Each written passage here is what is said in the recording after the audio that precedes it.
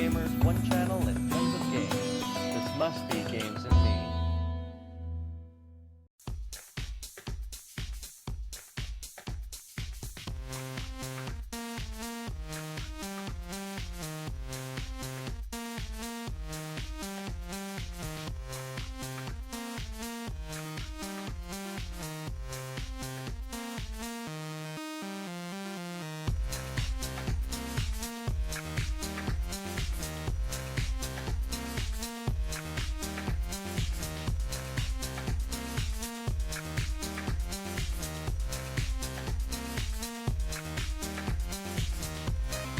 Hey guys, welcome to TWiGaME, episode 32. So, I was actually banking on having like a ridiculous amount of guests today, but unfortunately, we kind of just settled with 4, but that's okay, because we have some really cool guests today. So, let me start off by introducing the Games and Me regulars who are going to be joining us today. So, starting with CK. So, what have you been playing, dude?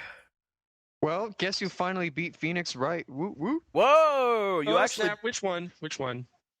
First one. And immediately afterwards, I downloaded the brand spanking new Tales of Monkey Island Episode 1, which I promptly then played all afternoon. Nice. Awesome. And, so, how are you liking Tales of Monkey Island? I actually am pretty far in it. I got, well, I'd rather not say, but there's like a something like an action figure that you're supposed to get and do something with, and I was able to do that. So. Oh man, I'm way past that. Oh really? Holy shit! So okay. So, I'll say so far, I'm liking it. I'm digging it. I mean, I was afraid at first that it was going to be like the fourth Monkey Island, and it would be too reliant on the series' past glories and not hold out on its own. But it actually is. I mean, there are some fantastic gags that really are true to the spirit of the old Monkey Islands, but they still feel fresh. Like, I don't know about you, but I cracked up when I saw that glass you get, and it's called a YouTube. I know that's such a dumb laugh. Wow. Yeah, well, that's all about like pop culture and stuff. I actually laughed at that too. I was like, what? So, and we also have Magus joining us, or Anthony. We should start calling like everybody Games and Me by their real names, because they're not it's not like, I don't know, it's not like the Matrix or anything like that. We don't need to introduce like people like, oh yeah, this is Trinity, this is Bud Jekko or something. So Anthony, oh god, I can't, but the problem is that I can't really call Magus that, because it's like I'm so used to calling you Magus.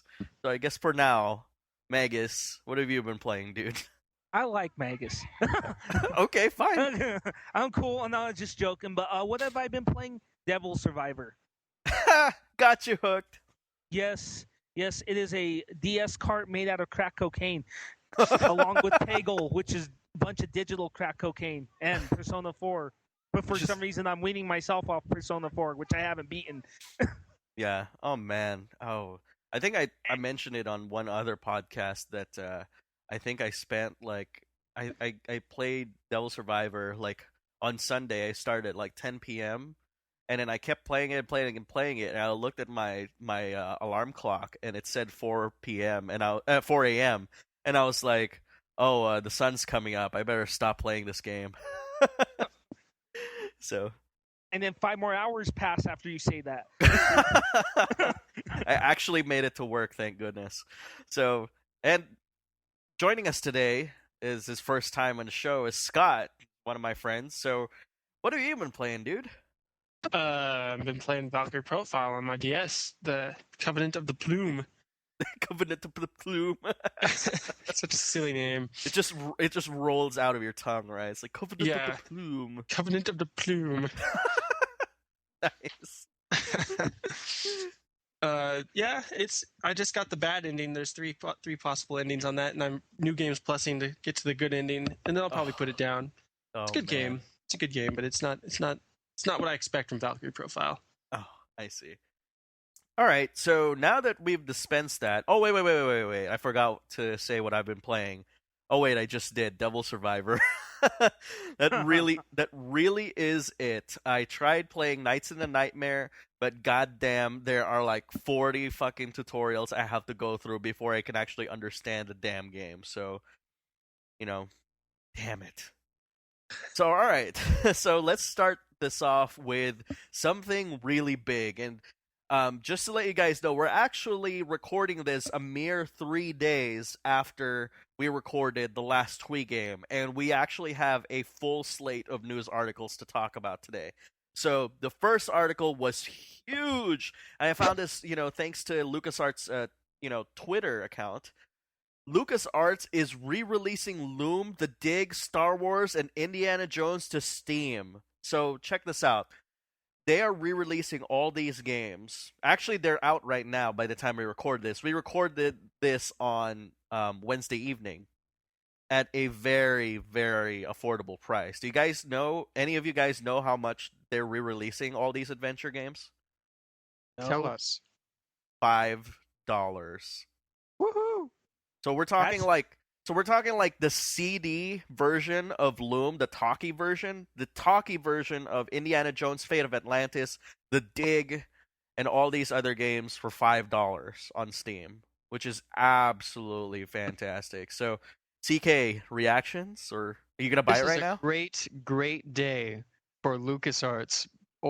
For their old properties, because first we had Tales of Monkey Island, which just came out yesterday as of this recording, and then the next day we have freaking Loom and The Dig, in addition to Indy and the Fate of Atlantis, which was kind of a given. I mean, if they were going to re-release their old adventure games, because that was one of the more popular ones, but Loom, it came out in 1990, and I don't think anyone has ever heard of Bob and Threadbare since, unless they played the first Monkey Island game. Yeah. So I am super psyched about this. I've always wanted to play it. It always had what I thought was a really inventive inventory system because it's based entirely off of sound. Yeah. So, yeah. Real cool. How about you, Magus? What do you think about this, man? I think that's awesome because although I never played Loom, I have played The Dig. And that was a great game back in the day. And also want to note that there's some of the older Star Wars games.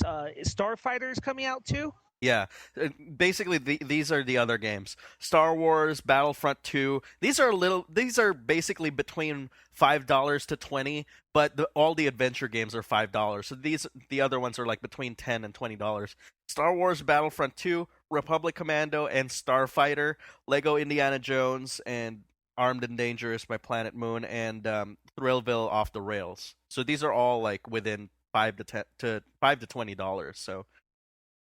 That is awesome, and that's great for LucasArts to do this because the thing about LucasArts a lot of people don't realize is you think of LucasArts, you're like, quick Star Wars and Indiana Jones games, but it's, they did a lot of great stuff back in the day, great adventure games that are classics, and it's too bad that not a lot of people respect them for that. They just think Star Wars and Indiana Jones, and I think this is a step in that direction to get them recognized for those classics.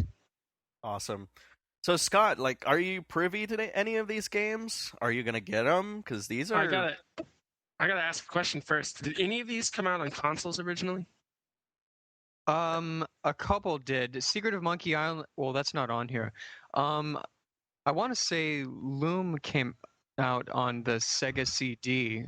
That's about it. Wow, you're really stretching it. See, because in 1990, I was a staunch defender of my Nintendo Entertainment System. You could not separate me from that system, whether it be by a computer, by homework, by a parent. That was me at my Nintendo. So I didn't play any of these when they were originally released, and the chance to play them now, I don't know if that's going to appeal to me or not. $5 is definitely a compelling price point, but I don't know. I'll have to look into that. Yeah, try to look into Indiana Jones and the Fate of Atlantis. That apparently is their biggest selling title right now on Steam out of all the games. Actually, it's $5. How much of that do you think is driven by nostalgia, and how much of that do you think is driven by people who are just like, that is an amazing game? I think mostly it's been driven by the fact that it's an amazing game. Fate of Atlantis is kind of like it's an all new original adventure. Like I have a friend, his name is the Final Highlander. on YouTube, and he's a big like Atlantis nut and a Indiana Jones nut. And when this game came out when he was a kid, this was basically the game that got him all into it and stuff, which is absolutely crazy for somebody who was really young at the time to really enjoy that game. It's crazy, and I think he personally considers it as the real sequel to Indiana Jones, and not that stupid Kingdom of Crystal Skull movie. Wow. Yeah, let's not get into that. Let's not get into sore spots. But all right, so just as an additional note, they also announced that the Secret of Monkey Island Special Edition is coming to